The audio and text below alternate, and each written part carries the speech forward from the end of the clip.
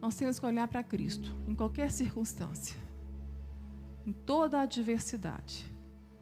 Entender que a paz que excede a todo entendimento, Ele nos deu naquela cruz.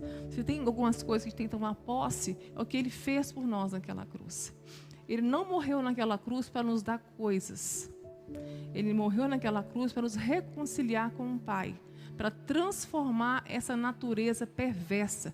Eu só vou compreender o tamanho da graça de Deus quando eu compreender o quão mal eu sou. Nosso destino aqui, queridos, não é o céu. O nosso destino aqui é a terra. Por que eu falo isso? Porque o destino nosso é Cristo. O nosso destino aqui é a cruz. O céu, nós vamos voltar para casa. O céu é a nossa casa. Nós estamos voltando para ela. Esse é o nosso destino. O nosso destino aqui é sermos transformados à imagem de Cristo Jesus, para que todos olhem para nós e vejam Cristo na nossa vida. É isso que Paulo sofreu depois de pregar o evangelho da cruz na Galácia. Os Gálatas receberam o evangelho puro, genuíno, simples, poderoso, porque o evangelho é o poder de Deus. O que aconteceu? Assim que Paulo saiu, eles debandaram. Os judeus chegaram e falaram com eles que o evangelho não era suficiente para salvá-los, que eles deveriam continuar circuncidando, que eles deveriam continuar cumprindo as festas cerimoniais, os ritos cerimoniais, a lei. Então eles debandaram. E Paulo falou com eles: ainda que um anjo desça e pregue para vocês um outro evangelho, ele é maldito. Outro evangelho que não seja a cruz de Cristo é maldito, é anátema. Isso é muito sério, igreja.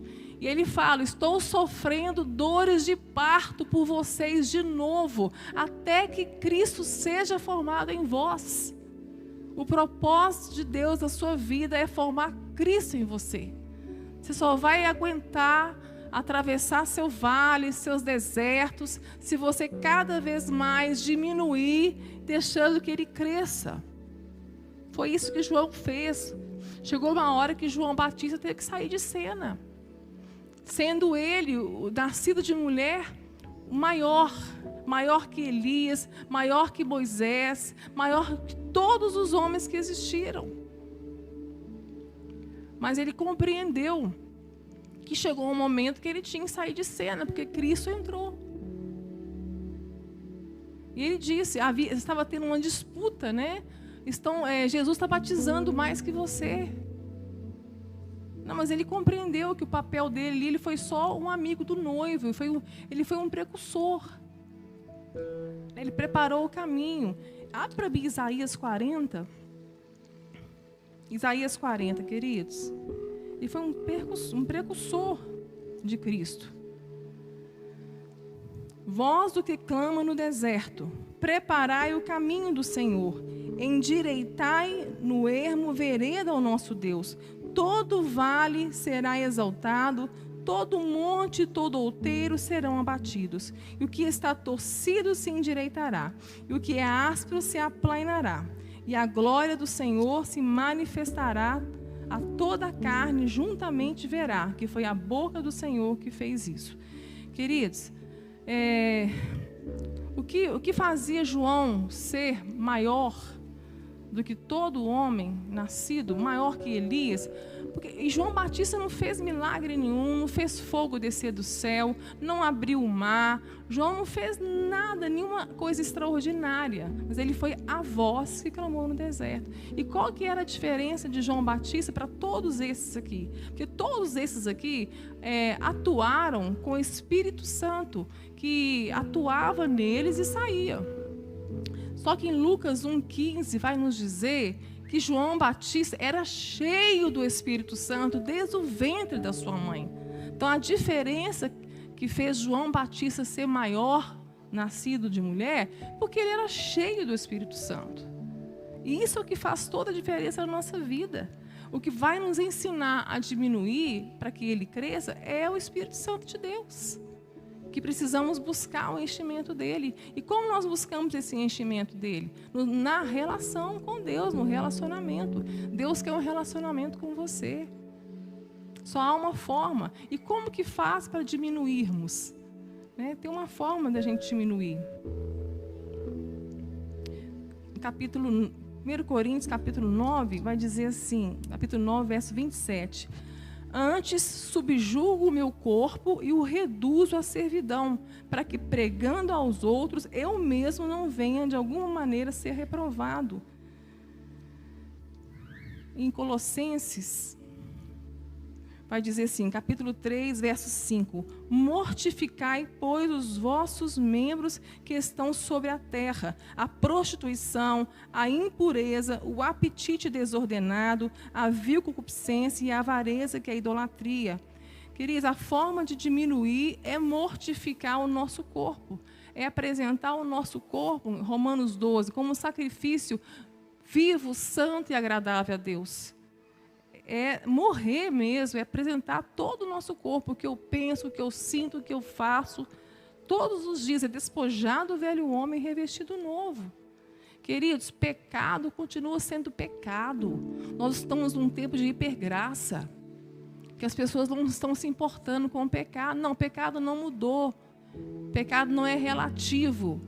Pecado é tudo que nos separa de Deus, é transgressão, é transgredir a lei. Pecado é qualquer coisa que eu faça fora do projeto de Deus na minha vida. Essa é a ferida da alma. Como Jeremias clamou lá como um profeta, uma voz profética. Estão curando a ferida do meu povo levianamente, dizendo paz, paz, quando não há paz. Não podemos brincar, relativizar o pecado. A hipergraça está fazendo isso. Dizendo que você pode pecar, que Deus já te perdoou. O pecado nos afasta de Deus, o pecado nos suja. Mas se confessarmos os nossos pecados, Ele é fiel para nos perdoar, não só perdoar, mas Ele nos purifica, Ele nos limpa com o sangue de Jesus.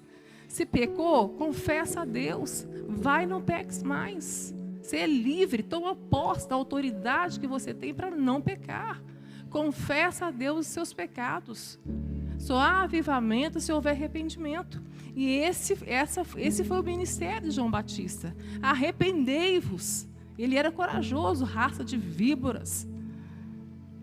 E Jesus vem falando, é chegado a vós o reino dos céus, arrependei-vos. Queridos, nós temos que nos arrepender e convertermos a Deus todos os dias. Quem confunde a graça com liberdade para pecar, nunca nasceu de novo. Aquele que é nascido de novo, nascido de Deus, quando peca, Deus manda uma tristeza do céu para o coração dele. Tristeza para trazer o arrependimento, porque nem para arrepender sozinhos nós conseguimos, porque a nossa natureza não deixa. A nossa natureza é inimiga de Deus, é inimiga da cruz. Você entende o perigo de massagear esse ego? A nossa alma está doente e o Deus da cura está aqui para curar. E sabe o que Ele fez com a nossa vida, com o nosso ministério? É como se estivesse desenhando para a igreja por onde nós temos passado. Ele fez uma antítese do câncer físico com o câncer da alma. A ferida da alma, a doença da alma é um câncer. E nós nos assustamos muito mais com a notícia da doença física do que ouvir que a nossa alma precisa ser liberta, precisa ser curada. Deus quer curar a sua alma. Deus tem vida plena para você. Deus tem vida plena e abundante para você. Na cruz foi conquistado isso, foi consumado, queridos. Ele morreu pelos nossos pecados. Pelas suas pisaduras nós fomos sarados. Que feridas são essas que moeu o nosso Deus, que moeu o nosso Jesus? Isso tem que lesionar a nossa alma, isso tem que ferir a nossa consciência. Entender que nós não podemos tratar o pecado relativizando ele. Porque aquele que é nascido de Deus, quando vem o arrependimento, quando vem o Espírito Santo com essa tristeza, ele arrepende, ele confessa a Deus e deixa o pecado. Mas aquele que continua pecando, e sente prazer e disposição mental para pecar, nunca nasceu de novo. Não conhece a graça de Deus. Paulo fala aos Coríntios: reveja a sua fé, veja se ela está em Cristo, porque a graça nos salvou. Mediante a graça somos salvos. A fé é para transformar a nossa vida. A fé agora não é mais para você, é para salvar o outro. É para você ser transformado, é para te levar para Deus, para que você cumpra a vontade dele, não para que ele cumpra a sua vontade. Né? A instrumentalidade da fé é para nos manter de pé diante do Senhor. Ele nos deu a fé por misericórdia. Por misericórdia. Só que essa fé, ela precisa amadurecer. Ele tem os meios, os mecanismos para fazer isso. Na minha vida foi difícil, né? Foi penoso, dei trabalho, mas ele não me soltou em nenhum momento. Ele é a âncora da minha alma. Ele é a âncora da sua alma. Né? O nosso barco, com ele, nunca vai naufragar. A âncora tem um papel fundamental no barco. Ela nos firma na tempestade. Ela não nos deixa afundar. Assim é Cristo na sua vida. Confessa os pecados, deixa o pecado, se arrependa e tenha uma vida transformada, né? E que você possa realmente diminuir para que Jesus cresça em você. E para isso acontecer, primeiro relacionamento, para ele crescer, relacionamento, intimidade através da oração, meditação da palavra. E para você diminuir, mortificar a sua carne, despojar do velho homem, é o nascer de novo todos os dias, queridos. Nós vamos pecar todos os dias. Aqui não tem ninguém ficha limpa. Meus pés são de barro. Todos nós vamos pecar, sabe por quê? Porque nós somos pecadores. Por isso que nós vamos pecar. Ainda estamos debaixo do estigma do pecado. E o pecado trouxe tudo. O salário dele é a morte. Uma coisa que nós temos certeza aqui é que nós vamos morrer. O privilégio que eu tenho foi aprender a viver um dia por vez. Isso é um privilégio, né? Que me livrou de toda a ansiedade, me curou de todo o medo. Me curou o medo, porque o perfeito amor de Deus lança fora todo o medo. A minha fé está no amor de Deus. Coloca a sua fé no amor de Deus. Conheça Deus. Fé é conhecer a Deus. Eu não posso descansar, eu não posso entregar nas mãos de alguém que eu não conheço a minha vida. Por isso que muita gente se desespera. Muita gente que não entendeu o que é fé, só tem crença, ainda está na superfície, não aprofundou ainda, não mergulhou para viver com Deus a vontade soberana dele, desespera, né? Diante de uma adversidade, de uma doença, da morte, de uma perda, né? Normal da natureza humana, porque nós não fomos feitos para morrer. Por isso que dói tanto passar por isso. Mas nós temos visto, né, o quanto Deus tem curado vidas, curado almas, né, curado cânceres na alma. E isso é maravilhoso, queridos. Eu queria receber essa palavra como profética na sua vida. E peça ao Senhor, Senhor, ainda aonde tem na minha vida alguma coisa que precisa morrer, para que o Senhor possa crescer na minha vida. Qual que é a idolatria do meu coração que está me impedindo de avançar? Esse congresso é muito sério, queridos. O Espírito Santo deu a vocês um tema muito sério. Eu brinquei com a pastora, pastora, não só diminuir, mas eu aprendi a morrer. Eu tenho aprendido a morrer. Quando eu pedi ainda a cura, né, continuei pedindo a cura, eu não aceitava ainda Deus não me curar, apesar de tudo que eu já tinha vivido com Ele, já sabia qual era a resposta dele.